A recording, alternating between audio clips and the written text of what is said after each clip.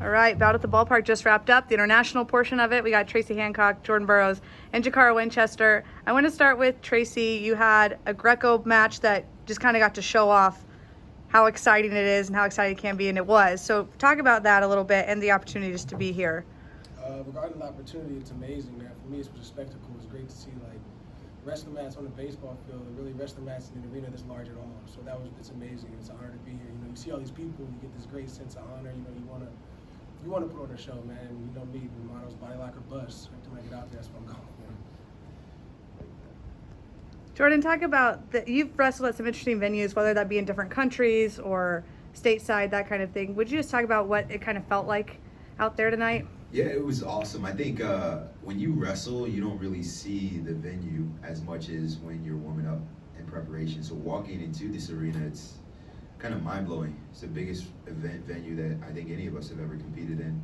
Large crowd, fireworks inside, right? So it's the magnitude of the event. It's serious, and you feel it. You feel the energy. It's exciting. I prefer that we would have wrestled Iran today. I know that it would have been an even more electric crowd. It would have been more exciting, but regardless, I think it was a fun day.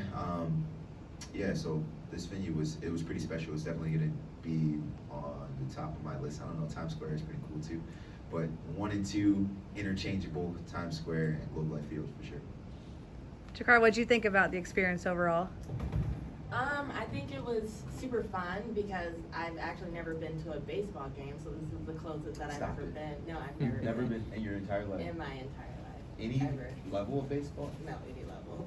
Like That's at that. crazy. Yeah, I don't actually like. I'm not. What not about like football? But, college football. NFL? Oh no. NBA? I went to my first NBA game last month.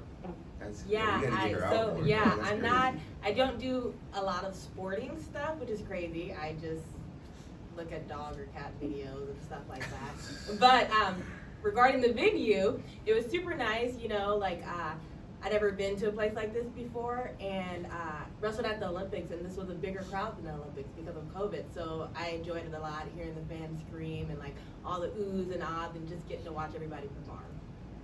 Helen, we're talking about just the experience at Globe Life Field. I'd love to get your thoughts. Yeah, it was incredible. Those fireworks, that was amazing. I've never felt that before. It really brought the heat, literally. No But that pun was a intended. blast. Yeah. She's all puns, right? Yeah, It really yeah, brought no the heat. pun, That was a no blast. pun. Man, this place was on fire.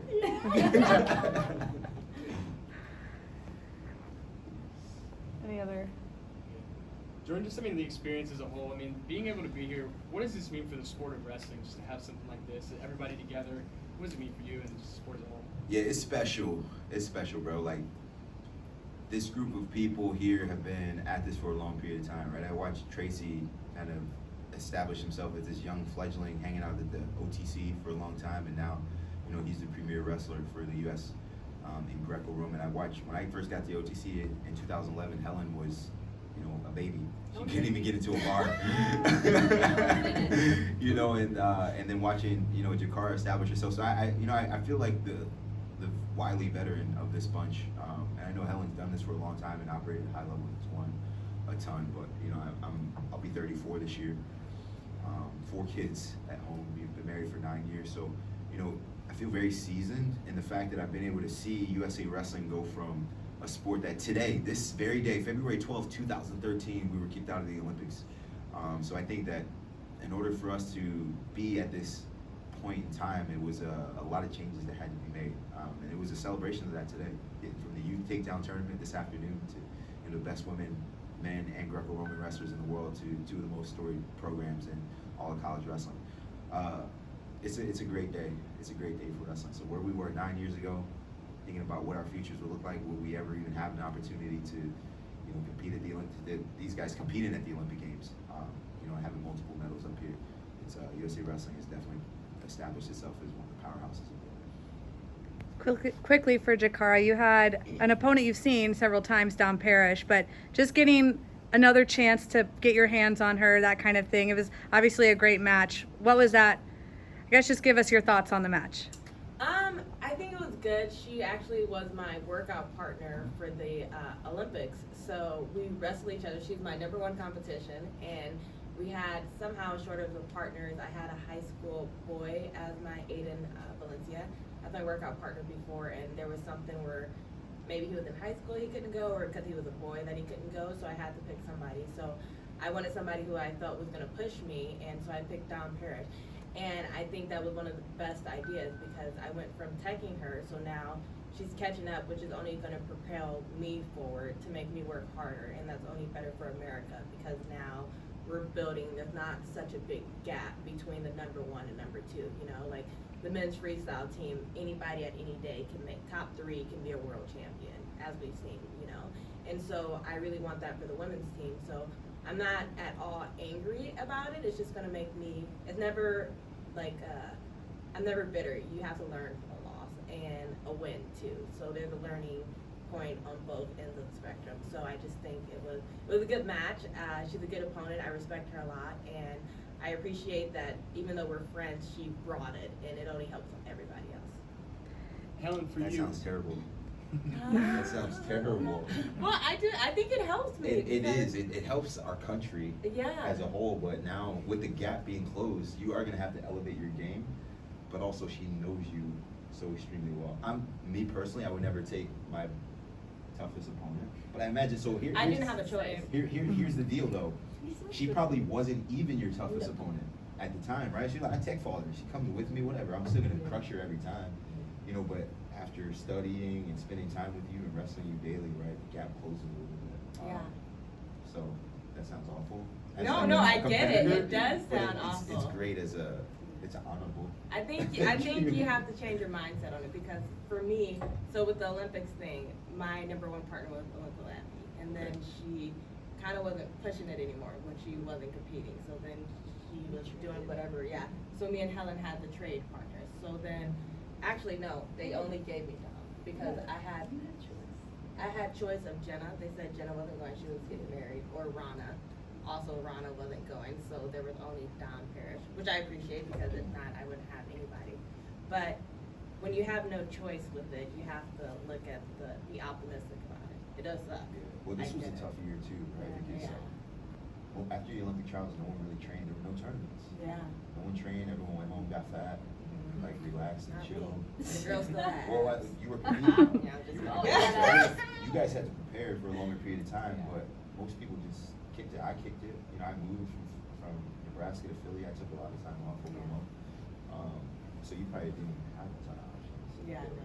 so that's tough, but It was, I was like, talk show. I know, I was like, what is got So, man? in the case of 2-year-old Ryan Button.